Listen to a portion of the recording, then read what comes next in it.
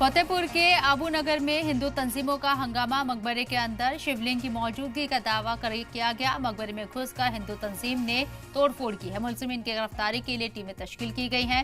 10 नामजद और 150 नामालूम लोगों पर FIR दर्ज की गई है। फतेहपुर में मकबरे में घुसकर हिंदू तंजीमों ने यह हंगामा किया और तोड़फोड़ की।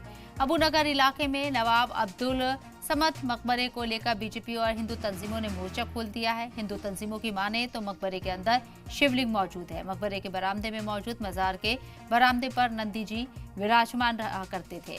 हिंदू तंजीमों ने दावा किया है कि मकबरे की दीवारों और गुंबदों में फूल त्रिशूल जैसी कलाकृतियां उकेरी गई हैं।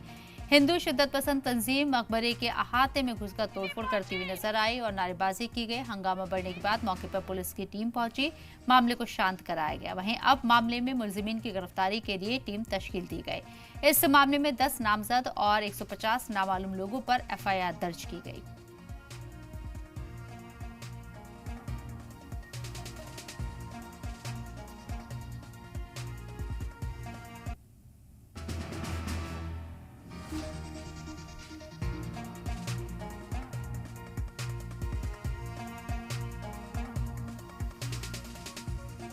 तो फतेहपुर के आबू नगर में हिंदू तंजीमों ने जमकर बवाल काटा। मकबरे के अंदर शिवलिंग की मौजूदगी का दावा किया गया।